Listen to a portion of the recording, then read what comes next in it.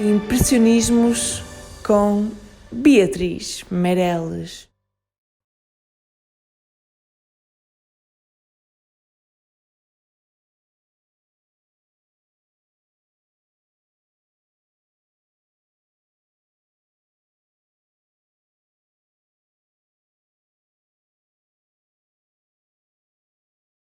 Boa noite, sejam bem-vindos ao novo canal e ao novo programa cultural Impressionismos.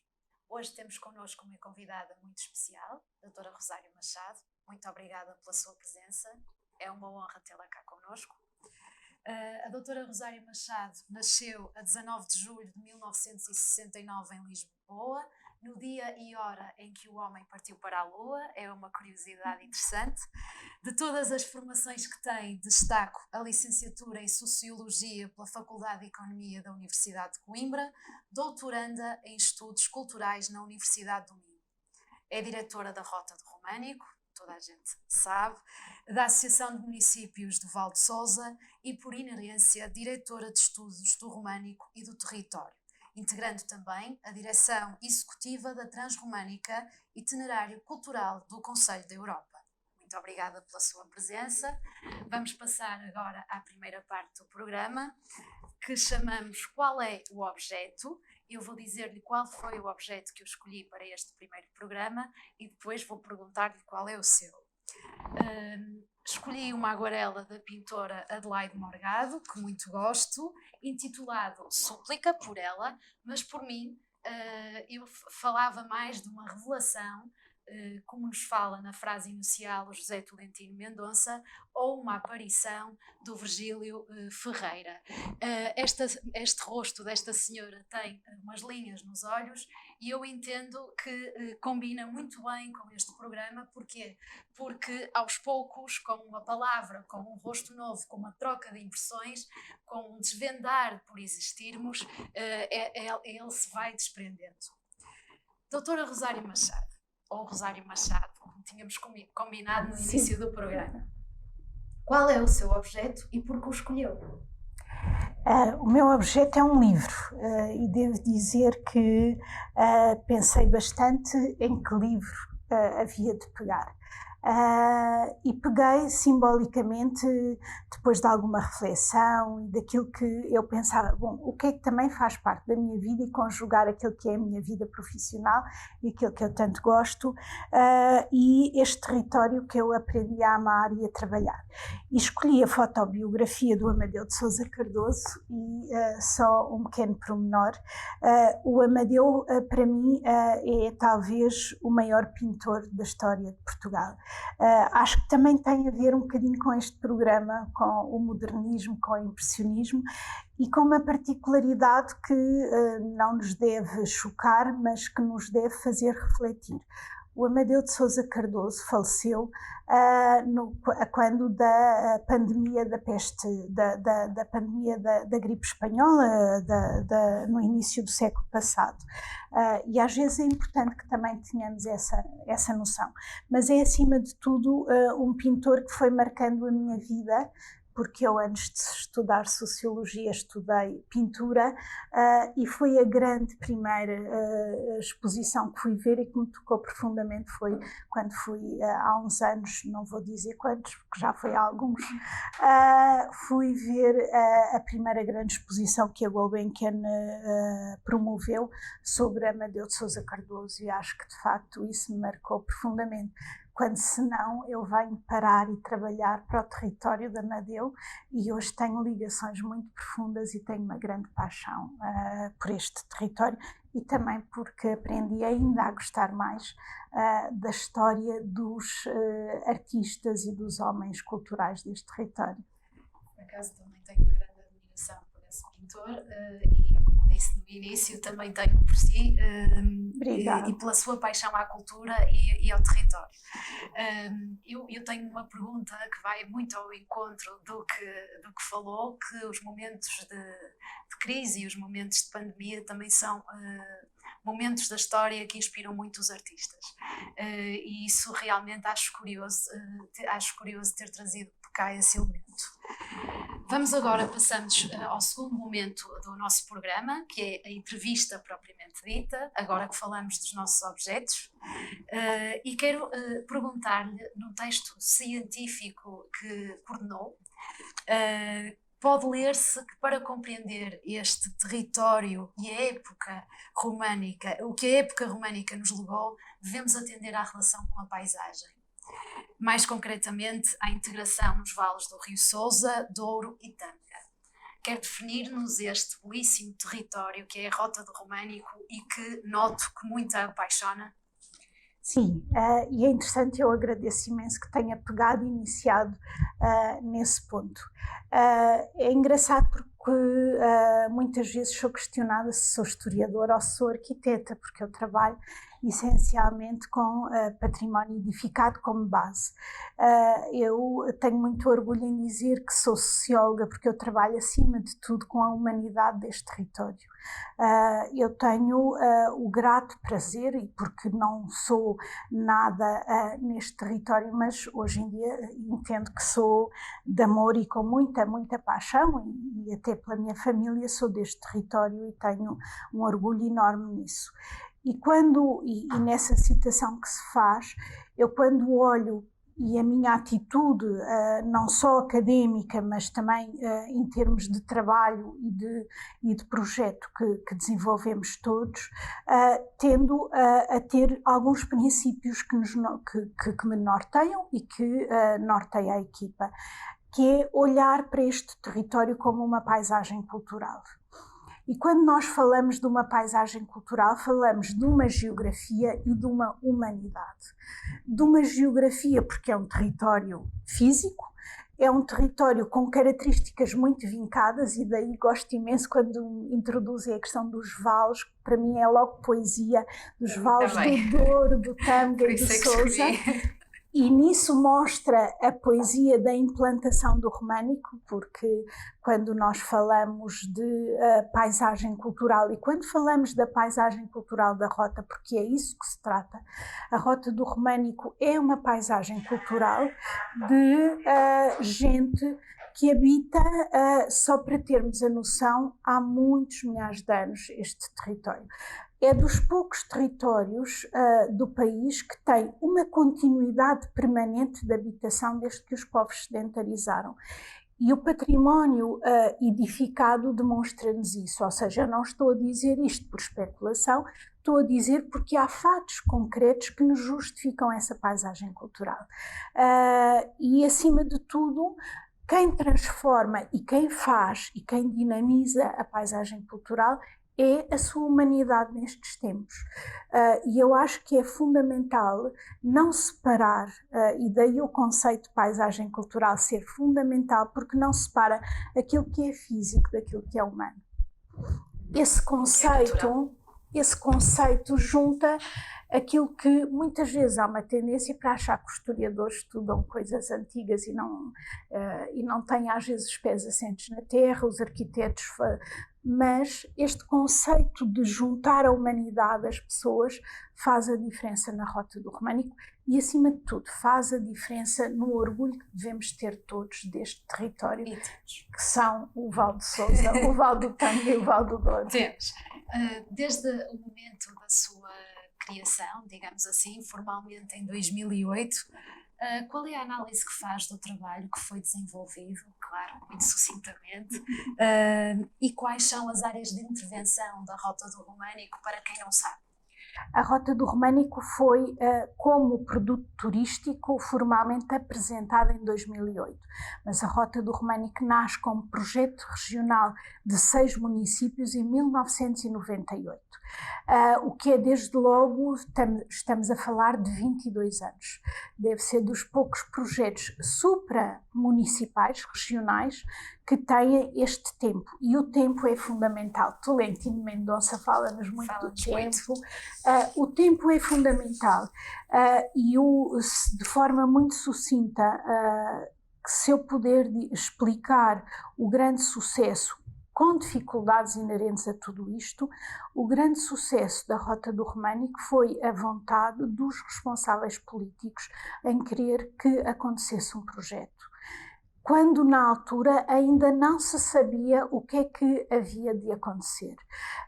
Eu devo dizer que é caso único, eu sempre que estou, e quando falo publicamente e me perguntam sempre qual é o sucesso da rota, são seguramente esta paisagem cultural que eu referia, mas acima de tudo foi a vontade de 6 autarcas em arriscar numa área que nunca se pensaria que era uma estratégia comum de autarcas. É uma estratégia que faz diferença para o desenvolvimento de um Sim, território. sem dúvida. E sem dúvida, já nos diz o ESA que os políticos têm de ser homens de ação. Sem dúvida, e aqui são. E quando falamos nas áreas e quando me pergunta que áreas são as que a Rota do Românico desenvolve, a Rota do Românico é, e é natural que assim seja, porque essa é a componente mais visível, um projeto de dinamização turística, mas não é só. A Rota do Românico é, acima de tudo, um projeto de desenvolvimento regional e que tem outras áreas de intervenção. O Centro de Estudos, que tem uma importância fundamental, que foi formalizado em 2011 e que decorre da necessidade que nós, equipa, e nós, território, e os decisores que trabalham connosco e para quem nós trabalhamos, de haver uma consistência de investigação e de, ao transmitirmos conteúdos, termos a noção clara de que tínhamos que produzir conhecimento. E, portanto, daí a área da investigação e do Centro de Estudos ser tão importante. Há uma outra área também muito importante, que é a área da conservação e salvaguarda. É por aí que a ação da Rota começa, porque se nós queríamos assentar um projeto num valor enorme, num valor incomensurável, que é o nosso património, que nos une a todos como território e como história, que nos mostra a nossa importância histórica, havia que cuidar do património. Não tinha sentido nós querermos dar valor a um património na teoria, quando na prática não cuidávamos dele. Portanto, foi fundamental. É sem dúvida a área que tem requerido e que ainda hoje nos obriga a uma procura maior de investimento, porque conservar património não é só fazer obra, é fazer investigação, é chamar equipas multidisciplinares e envolvê-las, e para que depois a obra e a responsabilidade de intervenção seja assegurada de que estamos a trabalhar com um património de valor maior e com uma responsabilidade de estarmos a conservar património que tem 1000 anos e que nos chegou. Há uma outra área também muito importante, que eu acredito que diz muito também à doutora Beatriz, que é a área do serviço educativo e do trabalho de comunidade. Sim, a Rota do Românico, essa é uma área que não é muito visível, mas que é quase como o coração, que ventila e que faz com que a Rota tenha futuro. Eu digo com muito orgulho que a Rota, neste momento, tem um trabalho com a comunidade educativa tão importante, porque nós não só temos que assegurar que as comunidades deste território tenham agora orgulho no seu território, porque isso é fundamental. Eu digo sempre, e faço questão de o dizer hoje, nós só amamos o que conhecemos. Exatamente. E nós não conhecemos porque como a chuva cai do céu, nós conhecemos porque alguém nos dá esse conhecimento. E daí o papel que a Rota desenvolve em termos de serviço educativo e de mexer com o orgulho de comunidades é fundamental. E depois tem outra perspectiva crucial, que é a sustentabilidade da Rota. Porque nós, ao educarmos não só comunidades atuais, mas comunidades mais novas, sabemos que eles ganham não só um sentido de pertença e de orgulho, mas que o vão transmitir ao longo da vida e que vão ser os homens da manhã e que vão ser eles que vão estar no nosso lugar e vão ser eles que têm essa responsabilidade. Portanto, o serviço educativo que tem, temos números muito grandes que nos orgulha muito e com muita persistência, mesmo em tempos difíceis, nós nunca deixamos cair o serviço educativo. Mas ainda não vamos falar dos tempos difíceis, vamos falar ainda das coisas boas. Falou que a Rota do Românico é um projeto turístico-cultural. Sim. Como é que olha para números de 15.000 visitantes registados em 2019? Isto não contando os turistas que aparecem nos monumentos sem visita marcada e que não conseguimos controlar, os prémios e o interesse de revistas como a National Geographic, que considerou a Rota do Românico uma das 50 maravilhas de Portugal. Como é que olha para tudo isso? Eu confesso-vos que fico, quem me conhece sabe que eu sou muito emotiva, eu fico muito orgulhosa, claro que sim, e isso era um bocadinho o que eu dizia há pouco. Isto é o resultado de 22 anos, de muita persistência, de 22 anos de trabalho e do envolvimento de muita gente. Eu sou o rosto técnico de um projeto, mas eu não sou a Rota do Românico. E quando falo no sentido ativo, como essa dizia, de que é preciso haver ação política. E quando nós falamos de política, e eu que trabalho e que tenho um orgulho enorme em ser funcionária pública, porque assumo claramente que a missão, sem filantropia nenhuma, que a missão pública é uma missão extremamente nobre. E a ação política é isso que significa, é a ação pública para o bem público de todos. E, portanto, estes 22 anos, estes muitos prémios, já passámos as 2 dezenas de prémios nacionais e internacionais e alguns com muito prestígio, é o resultado de toda esta gente que nestes 22 anos trabalha, é o resultado de uma equipa extraordinária, que eu digo, eu sou um rosto de uma equipa que tem a paixão, como eu tenho, por aquilo que fazem. Tem a paixão que são agentes de transformação e que são agentes de responsabilidade de transformar este território. E todos os meus colegas de equipa, todos os autarcas que trabalham, e se calhar não é à toa que a doutora Beatriz me convidou, é também por esse seu papel na Rota do Românico e de todos os outros colegas seus que têm de trabalhar e de ser agentes de trabalho na Rota do Românico e da sua responsabilidade. A questão da National, devo-vos dizer que eu fiquei tão orgulhosa, que li, eu ia em viagem quando recebi a mensagem, nós já tínhamos tido a visita, mas não sabíamos que era para isso, da National, não é a primeira vez, porque a National tem uma paixão muito grande, não só pelo românico, mas também pelo projeto em si. Eles são uns grandes defensores daquilo que é o nosso trabalho, de outros trabalhos, mas da Rota em particular, e nós não estávamos à espera de estarmos entre os melhores, a nata da nata do património nacional. E quando eu ia em viagem, ia visitar os meus pais a Castelo Branco, e telefonam-me e dizem: olha, já viste a National Geography, a edição especial? Eu disse não, e parei em 3 áreas de serviço, porque eu tinha que comprar a revista. Mas não estava. E comprei, ao fim de 3 áreas de serviço, e comprei as revistas todas que tinham lá, que eram só 4, toda contente, e na viagem toda orgulhosa, senti um orgulho enorme. Eu compreendo, porque realmente era aquilo que falávamos antes de iniciar o programa.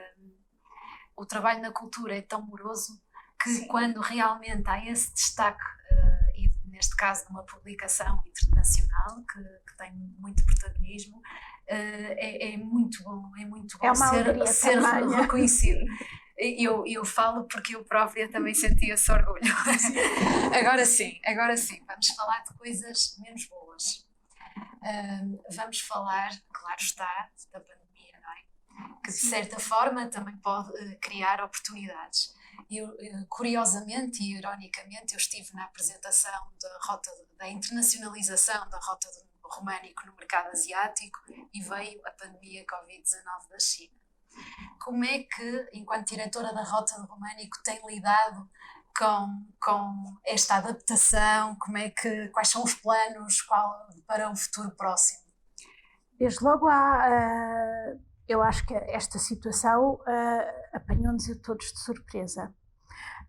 E foi, na altura, nós somos, só para terem noção, Lousada e Felgueiras, que são 2 dos municípios que integram a Rota do Românico, foram os primeiros a estar em regime de contingência e que foram obrigados a fechar todos os espaços públicos a um conjunto de situações imediatas. E o Centro de Emprego, o Centro de Interpretação da Rota do Românico situa-se em Lousada, e nós de um dia para o outro fomos obrigados a fechar. No mês que estávamos a iniciar o melhor ano de reservas da rota.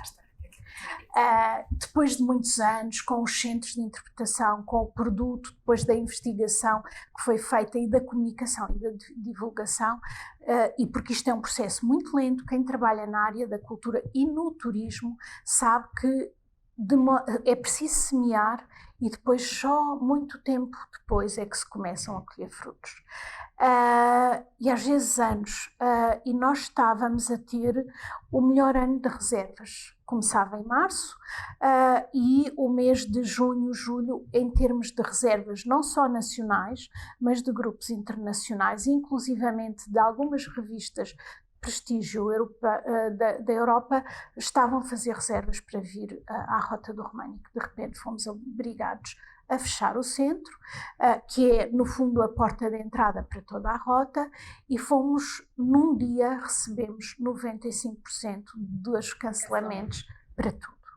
Não só para o centro, mas para toda a rota, e nós começámos a ficar, há que assentar os pés, há que ter noção do que está a acontecer, com muitas interrogações, fomos obrigados a pensar, a refletir, com alguma serenidade, e é isso que tentamos vir a fazer. Como nós trabalhamos com a história, há aqui uma vantagem, e que nos deve... eu sou positiva por natureza, sempre fui e sempre tentei ver sempre o lado mais positivo, que não quer dizer que não tenha a consciência das coisas menos boas. Mas o que tentámos pensar foi: a história mostra-nos que isto acontece. Como eu referi há pouco, Amadeu de Sousa Cardoso, que para nós é de um tempo tão perto, faleceu na pandemia do início do século passado. Nós que trabalhamos com a época medieval sabemos que houve uma peste negra, que todos nós estudamos, e que historicamente, ou em termos de transmissão, erradamente nos transmitem que ela ficou confinada ao século XIII. Só para que tenhamos a noção, e são outros tempos seguramente, no século XIII efetivamente a Europa é avassalada pela peste negra, que dizimou 1/4 da população da Europa, mas a peste negra tem surtos até ao século XVI. Portanto, há aqui um tempo muito longo. E com esta noção de quem trabalha com tudo isso, pensámos, nós temos que adaptar-nos e não sermos, antes de mais, pessimistas, nem arautos da desgraça. Portanto, vamos com calma e vamos ver como é que corre. Logo que foi permitido abrir os centros de interpretação e os monumentos, porque, como sabem, grande parte dos elementos patrimoniais da rota são igrejas e que foram espaços físicos que também ficaram logo limitados em termos da visitação e do culto. O que fizemos foi, logo que foi permitido, articularmos com os padres, os senhores padres e quem era responsável pelos elementos patrimoniais, o que é que eles estavam a fazer, e de informar a quem nos quer visitar quais são as regras que têm que cumprir. Portanto, nós tínhamos que ter essa consciência. E nos centros de interpretação de gestão direta da Rota do Românico, o que fizemos foi: temos que nos adaptar. Portanto, não vamos limitar nem vamos proibir as visitas, pelo contrário, vamos estimular a que venham. É uma oportunidade para vir, e isso veio-se a verificar. O mês de agosto foi, em termos de números, foi extremamente bom para o território e para os elementos patrimoniais da Rota do Românico. Obviamente que as pessoas tinham que ter as cautelas. E outra questão interessante, e que foi muito debatido internamente na equipa, foi: nós tínhamos programado todo um serviço educativo de férias com as crianças, para ocupar as crianças, e assumimos que, perante um confinamento, perante o facto das crianças terem ficado tanto tempo em casa confinadas, que lhes queríamos dedicar uma especial atenção nesta altura. E, portanto, preparámos um conjunto de atividades que ficaram definidas para os 3 centros interpretação e de informação, ou seja, Lousada, Abragão e Paredes, e trabalhámos com as crianças com atividades seguras, com as devidas cautelas, sendo conscientes que tínhamos que ter essas cautelas não só para a garantia das crianças, mas das famílias, e foi um sucesso, foi extraordinário e sentimos tanto da parte das crianças como das suas famílias que foi uma oportunidade extraordinária, que se calhar numa fase diferente não o fariam, mas que nesta fase em que todos estavam sequiosos, que queriam, foi uma oportunidade extraordinária e foi muito bom.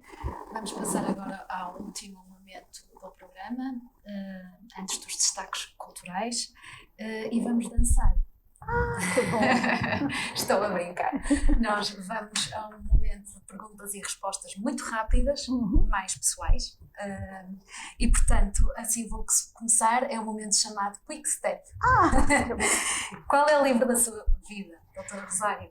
São vários. Eu sou uma leitora compulsiva, mas se calhar gostava de destacar um livro da Marguerite Yourcenar, que foi é uma escritora que me marca profundamente, e que é um livro que é uma entrevista que lhe é feito, que é De Olhos Azuis, e que é um dos livros mais extraordinários que me marcou profundamente na vida. E a música? A música são tantas. Eu sou muito eclética na música, desde o jazz à música clássica, mas se calhar destacava.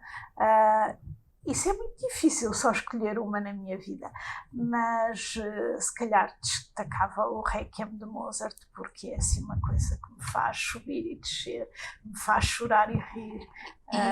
Qual é a obra de arte que a faz chorar? Também são tantas, não sei, desde a Frida ao Amadeu de Sousa Cardoso.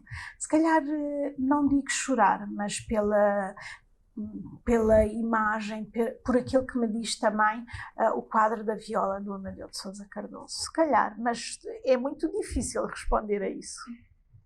Destaca a sua maior qualidade e o seu maior defeito. O meu maior defeito é ser distraída. Eu vivo nas nuvens permanentemente.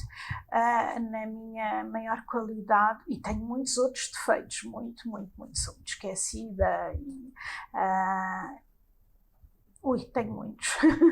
A minha maior qualidade, talvez o de tentar estar sempre de sorriso na cara e ser feliz, e acima de tudo de sentir ou fazer quase para mim, não é pelos outros, não me interpretem mal, mas de ouvir que os outros estão com gargalhadas e estão felizes verdadeiramente à minha volta. Pode dizer que esse é o momento de felicidade?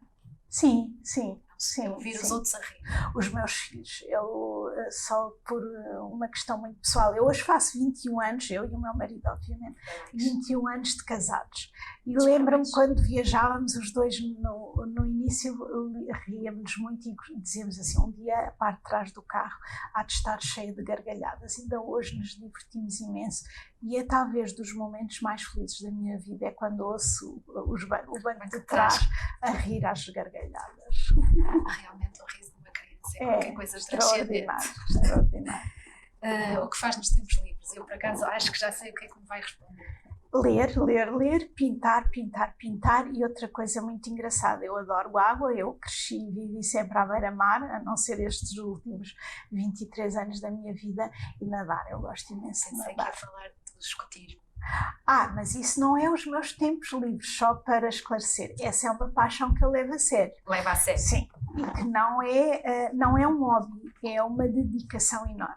Eu fui escoteira e sempre achei que os meus filhos haviam de ser escoteiros, sendo que nunca impusemos nada, mas aconteceu naturalmente e a dada altura fazem-me o convite por esta paixão toda para ser dirigente do movimento e dirigente nos escoteiros, e eu sou a chefe da 4ª secção do agrupamento 1253 de Lousada, que tenho um orgulho enorme e que é das coisas que também me fazem mais felizes, que é trabalhar com jovens.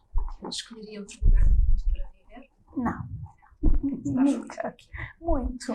Por último, e para terminarmos, começamos com a frase de José Tolentino Mendonça, escolhida por mim, e vou perguntar-lhe qual foi a frase que escolheu para terminarmos o programa. É uma frase que me diz muito, eu todos os anos que começo ponho-a na minha agenda, por isso, se me permitem, eu vou lê-la. É uma frase de uma grande mulher do património, foi uma jornalista que infelizmente já partiu, mas que nos deixou muito e, acima de tudo, muito uma perspectiva que é muito a minha do que é o património e do que é a cultura. Eu vou ler. É de cultura como instrumento para a felicidade, como arma para o civismo, como via para o entendimento dos povos que vos quero falar. Muito obrigada. Boa noite, muito obrigada por terem estado connosco. Esta foi a nossa convidada, a doutora Rosário Machado, do primeiro programa Impressionismos. Certamente que no próximo teremos igualmente um convidado ou uma convidada especial. Obrigada. Obrigado, eu. Muito obrigada.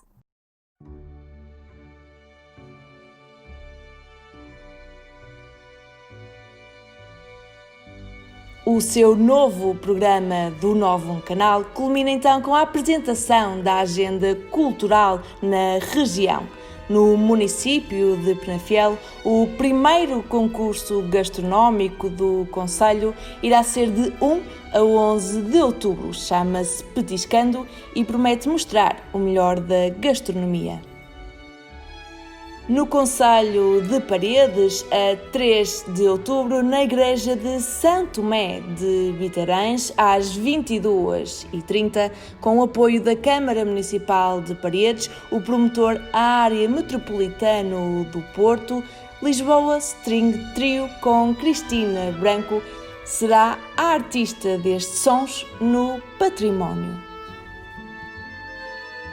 Em Lousada, de 25 a 27 de setembro, irão realizar-se as Jornadas Europeias do Património. Património e educação estarão em debate com vários encontros informais e ainda percursos com visitas interpretadas e animação teatral. As atividades vão estar condicionadas e adaptadas a todas as normas de higiene e segurança emanadas pela Direção-Geral da Saúde. Em Valongo, o Manifestum Arte de Dizer já é tradição. Agora, dia 20, 21 e 22 de novembro. Mais informações em www.cm-valongo.pt.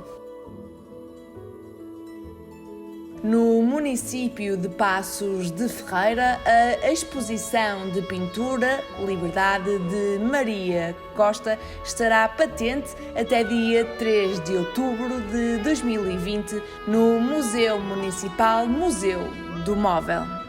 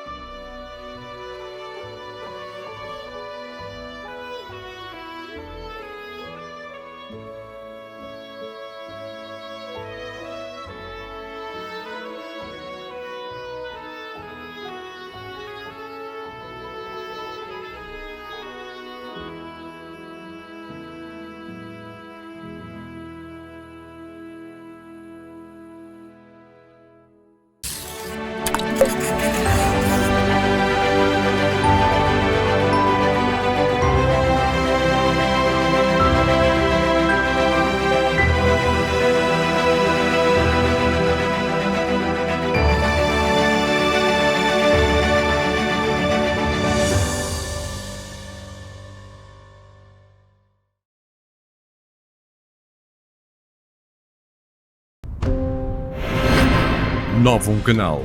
Sempre novo, sempre seu.